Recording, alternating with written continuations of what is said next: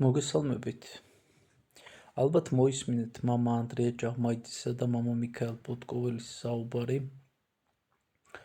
მამა დოროთე ყურაშვილთან თუ არ ვცდები ყურაშვილია. ისინი ძალიან გულგატეხილები იყვნენ და საყვედურობდნენ დოროთეს. ანუ რა გინდაო თქვა, რომ მარტო შენ ხარო ესეთი სიმართლის მოყარეო და ჩვენო ჩუმად ვართო? შეეშვიო კაცო, ან უდლებსო, შენ თუ გინდა იყვირე, მაგრამ ჩვენო რას გვერჩიო? ხონა? მოკლედ განრისხებულები ყოფილან საპატრიარქოში, რომ ჩვენ ქოცობასო, როგორო შეურაცხყოფას აყენებენო, რომ ჩვენო ხო ქოცები ვართო, სულით ხორცამდისაო და ავიწყდებათ, რომ ქოცები კი არა ქრისტესები უნდა იყვნენ და ქრისტიანები უნდა იყვნენ. რა უბედურება გჭირთ ხალხო? რატო გირჩევნიათ ქრისტეს ფუფუნებაში ცხოვრება ვერ ხვდები? რატო გახდით მღვდლები? კაი, სმაჭამა თუ გინდოდა წასულიყავით ბიზნესში რა. დაგეკრიშათ თქვენი თავები და ყოფილიყავით პოლიტიკოსები. რატო ბილწავთ ეკლესიას? ანუ რამ გაგაცოფათ და გაგამწარათ? არ ვიცი, ანუ ვისაც მე აი მაგათი სჯერა, აი მაგ ადამიანების, რომლებიც ანუ თურმე პრობლემას ვერ ხედავენ დღესდღეობით სახელმწიფოში რა, ყველაფერი არის ხუთიანზე. ანუ როგორ შეგიძლიათ აი ეგრე საშინლად დააბოლოთ ხალხი და დააგოიმოთ რა. კი, თქვენთვის საკაიფოდ არის ყველაფერი, იმიტომ რომ თქვენ არ გიჭით არაფერი. ქუჩაში გადითავა დაიარეთ, რა ხდება ვაფშე. ხალხს როგორ უჭირს. თქვენ რა გენაღლებათ?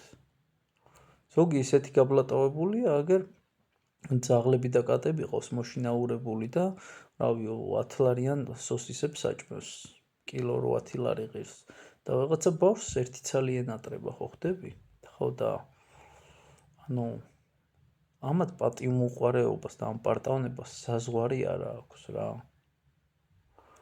და კი, დავით აღმაშენებელი ეხლა რო ცოცხალი ყოფილიყო და ჩვენი მეფე ყოფილიყო, თავდაყირა ჩამოახჩობდა სულ ყველას, ჩამოგიდებდა უпростоრად. რა გჭირთ ბიჭო, ანუ რით ვერ გაძეხით? ამდენ ფუფუნებაში ცხოვრება როგორ არ ამოგივიდათ ყელში, ამდენი სამაჭამა და ხორობა და სირცხვილი დაკარგეთ საერთოდ. 1 გრამი სინდისის შეგრძნება არ გაქვთ და რეალური კითხვა მიჩნდება მე, რომ ანუ ესე იგი საერთოდ არ გწამთ ღმერთი. იმიტომ რომ ღმერთი ოდნავ მაინც რო გწამდეთ, აი მის ხალის ოდენაზე, ხო?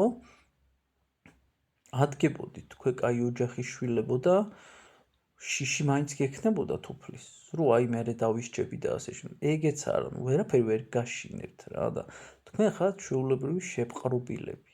ჩვეულებრივი შეპყრობილები, რომლებსაც არ ვიცი, ანუ რა გააჩერებს თუ არა სიკვდილი რა და დამიჯერეთ, რომ ცას ვერ გამოეკიდებით, ეს ვერ გამოეკერებით რა და ადრე თუ გვიან თქვენი დროც მოვა, ხო და აი 2012-მდე 12-ში ის იყო და ეხლა კაი მდგომარეობა და სად არის კარგი მდგომარეობა? სად? თქვენს ოჯახებში ალბათ კი კარგი მდგომარეობა. და ეხლა ანუ ეს დოროთის მაგრა არ მევასებო, პირდაპირ ვიტყვი რა. ანუ პოპულისტი რო აი გორჯელორია. რომელიმეს თუ გჯერათ, რომ ეხლა ამ დოროთეს ძალიან გული შესტკივა და ვენებს იჭრის თავის სამშობლოზე, ძალიან ცდებით. ჩვეულებრივი პოპულისტია. უბრალოდ აქ უკვე გაიჩნდა ჭუჭუკების დატოლების თემა რა. იმათ ის იაწყობთ, რომ ჩუმად იყვნენ, ამას ეს იაწყობს, ეხლა ის მანამდე ის თევზაძე ყავდათ. ბერეტიანი მამაო რო იყო განდევნილი, განკვეთილი. ეხლა ის მიხვდნენ, რომ იმას ხალხი არ მიყვებოდა, ეხლა ეს დოროთე გამოაგორეს რა აქედან და რეალობა ის არის, რომ ბიჭო, ერში გინდა თუ ბერში გინდა, არც ერთს არ უყვარს თავის სამშობლო იმ დონეზე, რომ ეს თავგანწირვა ქონდეს და სიყვარული ქონდეს ოდნავი მაინც თავის ქვეყნის მიმართ და თავის ხალხის მიმართ რა, იმიტომ რომ ჯიპების გამო თუ ხდები მღვდლები და სასულიერო პირები, ხო? მაშინ ეგ მაინც აღიარეთ, რომ მაგის გამო გახდით რა და ნუ გეგრეხებათ და ნუ გცხვენიათ რა. არ ტეხავს, ანუ არაფერი არ ტეხავს ამ ქვეყნად რა. ხო და ნამუს კაი საქონელია რა, ხო ხდები? ვისაყრით თვალში ნაცარს რა. ვეღაცა უცხომ შეიძლება ვერ მიხვდეს რა ხდება, მაგრამ ხალხი აქ ცხოვრობს, კი არ გვძინავს. თქვენ თუ გონიათ ახლა თქვენ დაკრულზე იცეკვებს მთელი საქართველო, ნახევარზე მეც წვერი აქვს გასაპარსი. წაგაჭრათ ერთი ადგილები და გადაგაყლაპოთ რა. აი მაგის ღირსები ხართ. მაგრამ მე თქვენსავით კაცთმოძული არ ვარ. იმიტომ არ ვარ კაცთმოძული, რომ ვიცი. ისე მე მომიბრუნდება ყველაფერი. და თქვენ როგორ არ იცით ეგ ყველაფერი? რამ გაგაბოროტათ ეგრე?